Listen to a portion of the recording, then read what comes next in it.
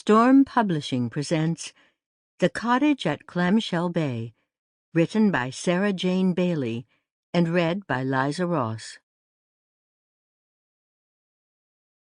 1. The rituals and rhythms of flower, water, and fire allow me to process a changing world. Tara Jensen, A Baker's Year. Libby Brown was kneading like she'd never kneaded before, banging the dough onto her granite countertop so hard the thwack reverberated through the kitchen, and she felt the shudder up her arm. Her baking teacher, Cleo Duvall, had told her students that kneading could be therapeutic, a great way to release stress and anger. At the time, she'd felt grateful for her perfect life, one where she didn't have to punish bread dough to make herself feel better. Strangely, that baking weekend last May had been the turning point for Libby. She'd come home to find her husband looking both guilty and belligerent, telling her he wanted a divorce.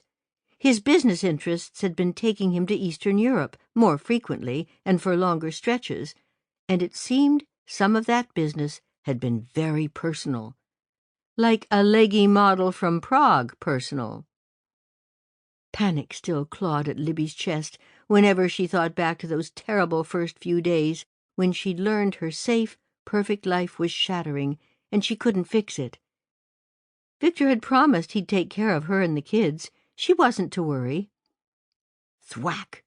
She could have used her top-of-the-line mixer for the dough, but Cleo had been correct. Kneading by hand helped channel a bit of the anger and panic, at least temporarily. She shaped the bread dough into a ball and placed it into a greased bowl and covered it with a cloth.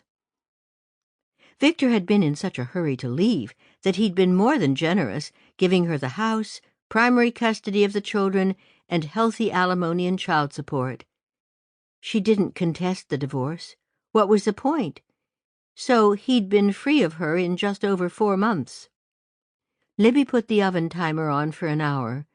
On the wall was a calendar with inspirational quotes she'd bought to keep her thoughts positive.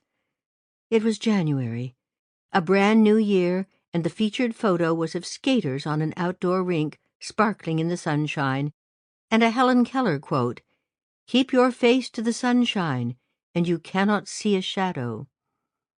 As if. A letter was propped up on the granite kitchen counter like the shadow of a huge boot about to crush her. What a fool she'd been, with her Sample complete. Ready to continue?